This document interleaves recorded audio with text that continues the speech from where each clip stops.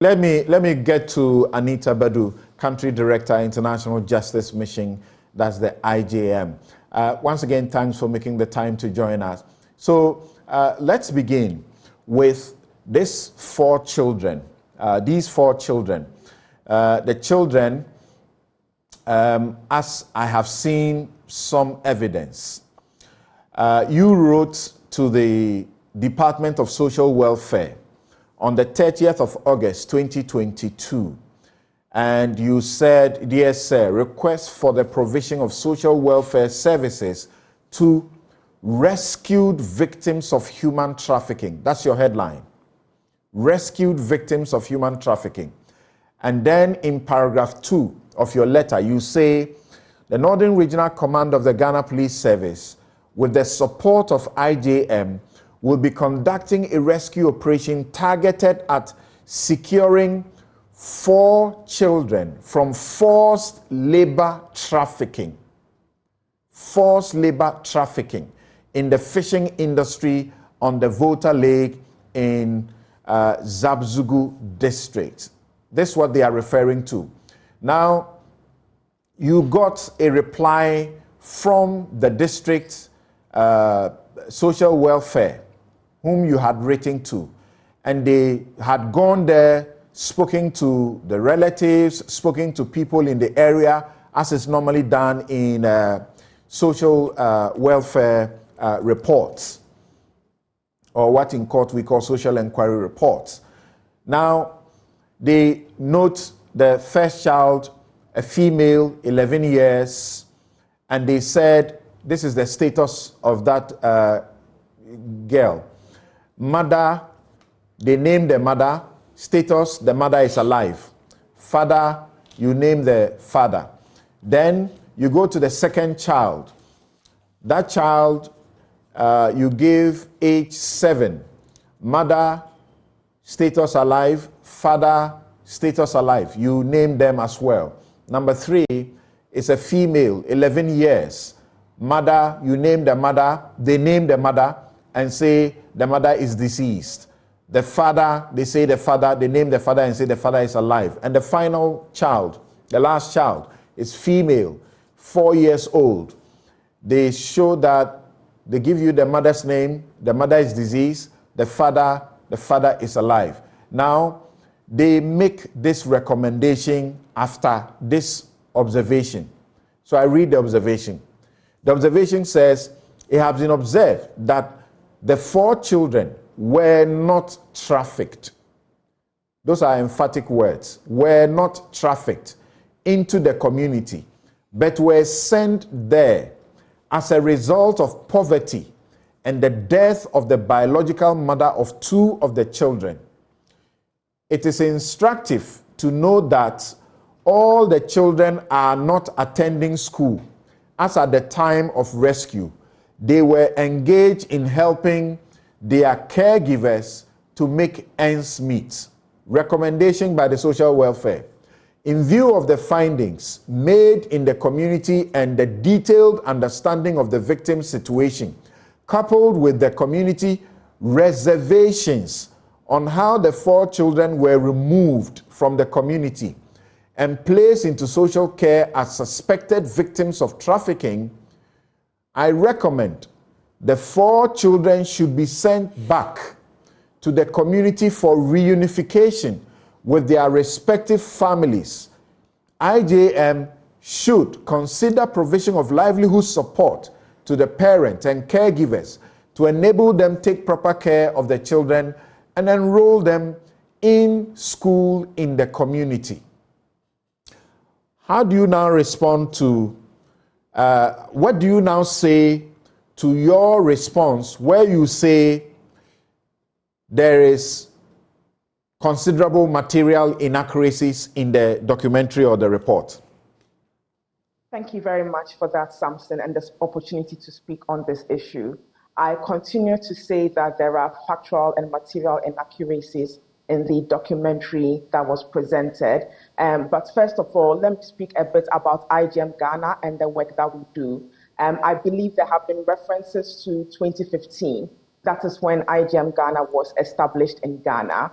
The issue of targeting and addressing child trafficking on the Lake Volta is not one that is new, or it's not one that started in 2015. It's one that goes back many decades, and there have been many agencies, the government and many other agencies have been involved in tackling this.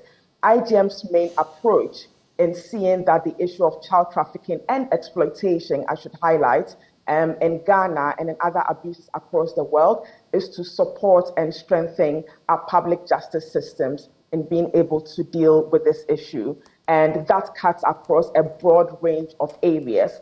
And so there is training and capacity building, there is support and advocacy for resources and logistics, there is community work also being done. And so it's a wide range of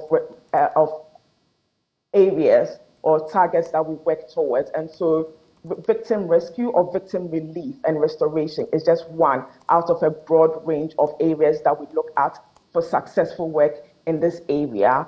When we look at child trafficking, the reason that IGM focuses on that is that by and large, research and survivor experiences have shown that whilst we have child labor, exploitative labor, hazardous labor, forced labor, and trafficking, this is a wide spectrum. And perhaps we might not be able to go into all the detail, but they are very complex issues and sometimes cannot just be clearly drawn out with a ruler or a line. But these are things that are spelled out, the conditions or the terms are spelled out quite clearly in the Children's Act and the Human Trafficking Act in relation to what constitutes reasonable work or what that a child can engage in. There are very specific guidelines in terms of what is light work, what is hazardous work for a child. And so this notion that there is a team just going in without adequate information or children just sitting around happily without any issues and there being intervention is completely wrong. Secondly, our team works in conjunction with government agencies. And so where information is gotten across from communities, we feel that there is a need for due diligence before passing it, as much as we can do, before passing it on to the police and other government agencies. And so there are inquiries that are made to be able to go a little bit deeper into the case. We can't conduct an independent investigation. We can try and make sure that the information that we are bringing to the police is as accurate as we can. We don't have the legal mandate for that, but we do have a team that tries to go through that information and sift through so that the information that we are bringing to the police is as robust as possible. And any information that is brought to the police and the DSW per their mandate, they also investigate before agreeing to move forward on an operation. And so in this particular case, the police had the information and did their initial inquiries before there was an agreement to move forward. I should also say that there was information about many other children who there had been indication that they're in situations of exploitation or trafficking in that area, that those were not highlighted, those were not gone through, because we went through this robust system of narrowing down to those who we felt were most at risk. And yes, there was debate within the team as to what constitutes, which one of the cases comes under trafficking or labor. For me, I believe that is a sign of a healthy culture where people are able to come and say, this is what I think, and this is what the other person thinks. Through that, internally, we have a team of managers. Whenever a field worker or an investigator brings information to the team, it is sat with managers and there are determinations made before even a request is sent to our government agencies. To the letter that was referenced, I do admit that the title could be problematic. However, the detail, all the facts, the initial letter that was sent to DSW had all the facts of the children and the situations that were described in good detail. So no information about the uncertainties were withheld, or that we were very transparent with our government partners to say that this is where our concerns were. So we need these your specific responses to the two specific curious situations. You say you admit that the framing of the issue in your letter of 30th of August 2022 may be problematic, but the details will show and negate that not all the 4 children were a result of child trafficking or trafficking. However, what will be your answer then to the recommendation by the social welfare, which brought you a report in December of the same year and said these children are not children trafficked? What you need to do is support their parents to get them better taken care of and also to go to school.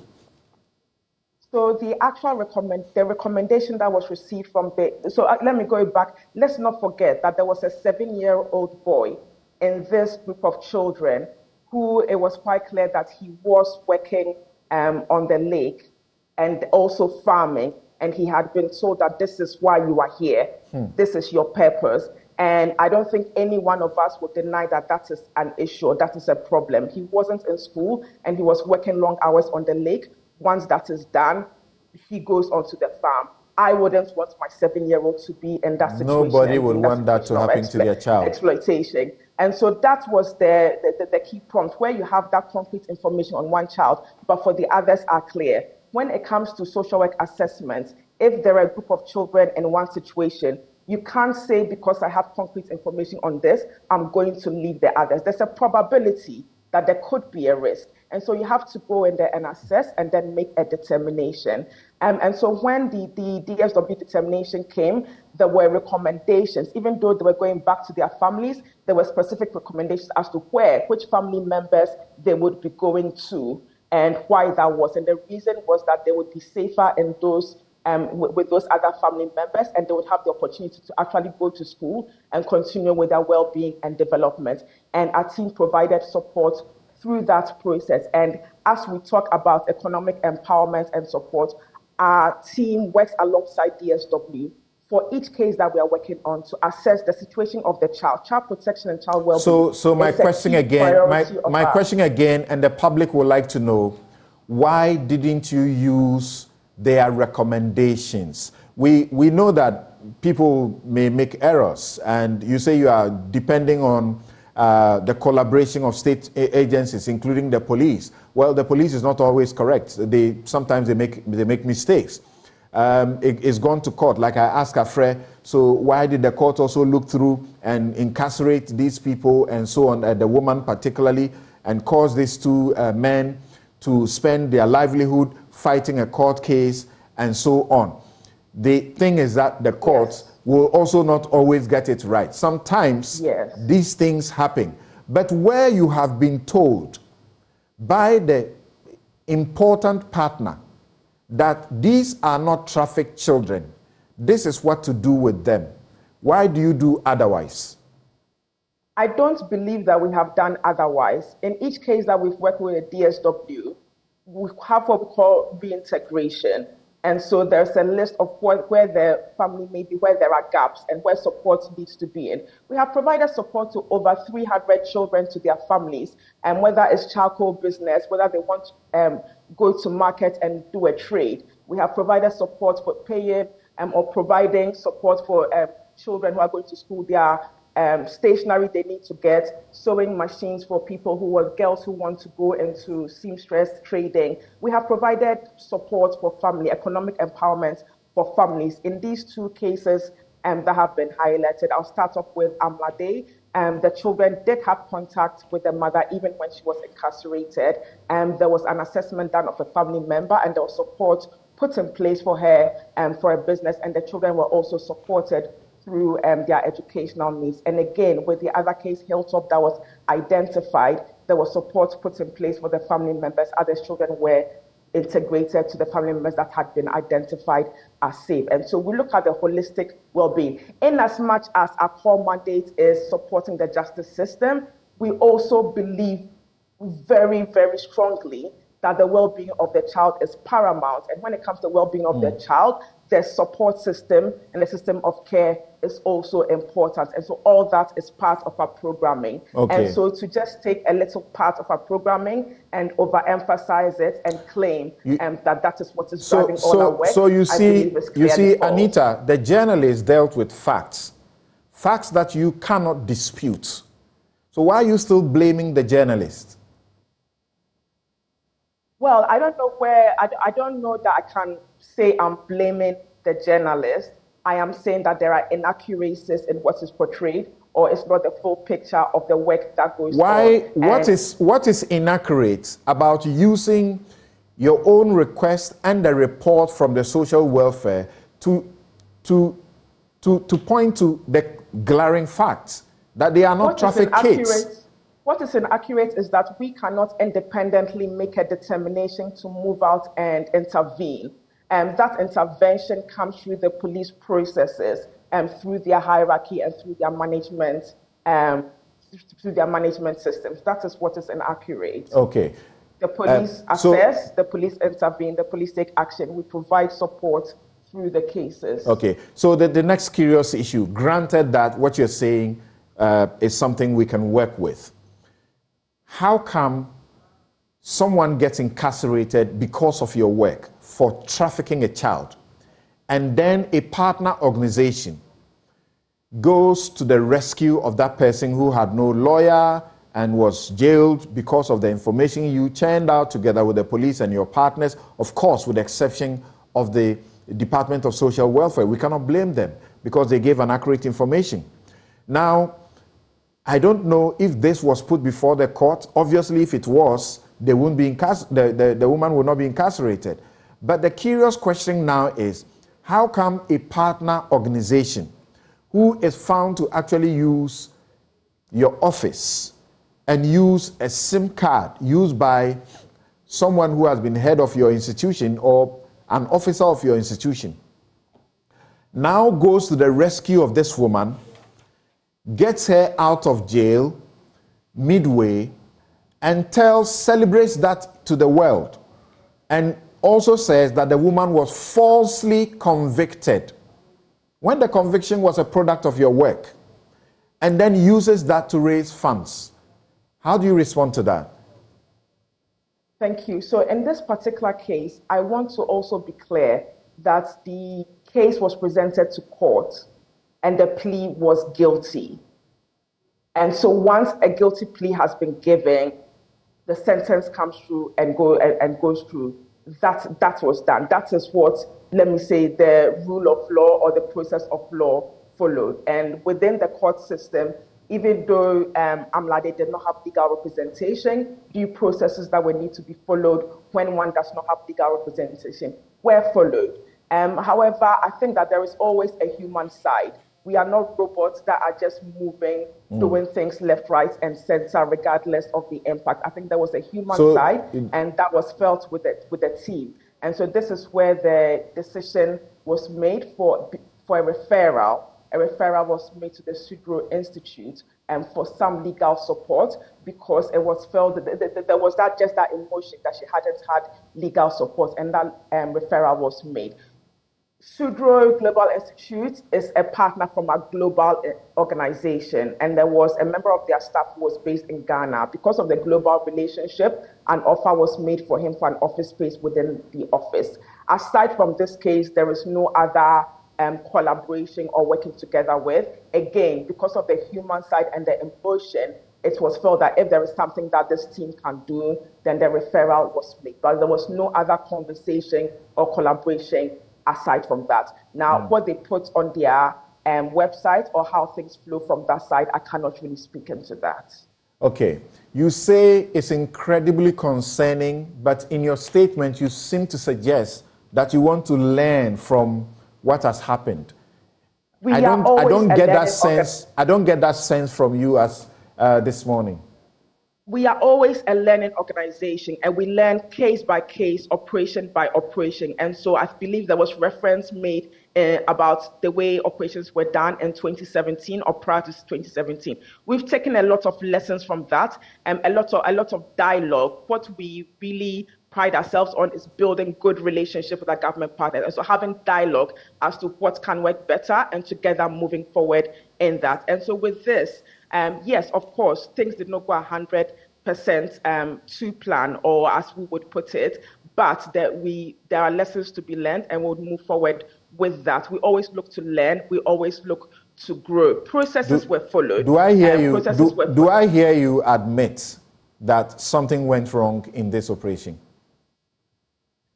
I would say that on the face of it, there is a sense that there is a human face or human element in terms of feelings, emotions, and sentiment. They had no wrongdoing in terms of the processes and steps. And so what the learning really is in terms of nuance, where these are very unique cases, I must say. We've had over 70 cases that we've worked through and supported with our government agencies. And so there are particular cases where there are nuances and not the same as the standard. And these are the lessons that we want to sit with our government partners to look through these complexities and see how they are dealt with and managed in the future. Okay. Yes or no? Did you comply with the Social Welfare Department's recommendations? To support the family. Their recommendations were that they are not trafficked, return them, support their family. Did you comply with that? All our work is in collaboration with the DSW. So there was I wanted a yes or no. Did you comply with it? Yes, there was support put in place for the family members as the children returned. Okay. Maybe a little understanding before I go to my other guests to speak briefly about this, then you take leave of us. What's the process? When does the report come in what you do? When does the report come in? Is it after you have, picked up these children, and after how long? Or the report comes in before you move in to pick up the children? So the report of the social inquiry report? That's correct, the social inquiry report.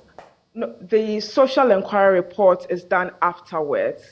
And so after an intervention is made, there is a process of interviewing, sitting with the children, determining more details around their family situation, family histories, and then going on to do further assessments as to what steps need to be taken for their continued well-being.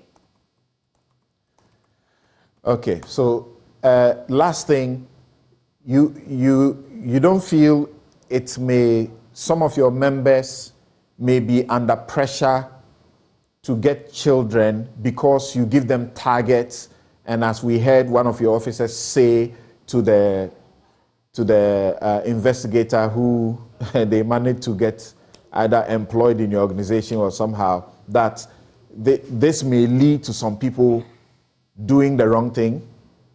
Okay, so I believe that every organization has targets with all the areas of work that they operate in and all their objectives. And so we do have that. No individual person, field worker, has been said, you need to bring in this amount of children or you're fired. That has not been my experience, and I've been here for 8 years. That has not been the experience. So that your officer was misleading? I believe that things were taken out of context. However, what I was going on to say is that even though that is not the case directly, there are situations where people may feel that, and that is something that I will be looking into. In my experience, people are driven by the passion to please tell me that this your officer on the tape was lying, that you don't give targets and people must push themselves to get the targets. People push themselves because of their passion for children to be protected, not because of a number. You suggest that she may have been misinterpreted, but we are listening to her say it directly, that you are giving targets and you must get the targets. You are saying something different. How else could we hear her wrongly? What I am saying is that targets are given in all our work.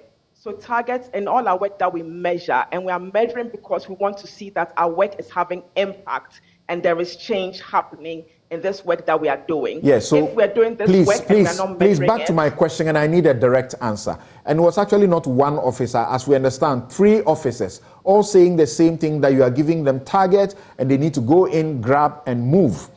And this could lead people to do wrong things. Were these officers lying? Again, these statements were taken out of context and out of a broader conversation being had on a lunch table or over a lunch table. Okay. And so for the bigger Thank you very much. I get that. You have said it was taken out of context. So all that we heard, maybe we need to hear more but we heard a conclusive categorical statement that this is what it was.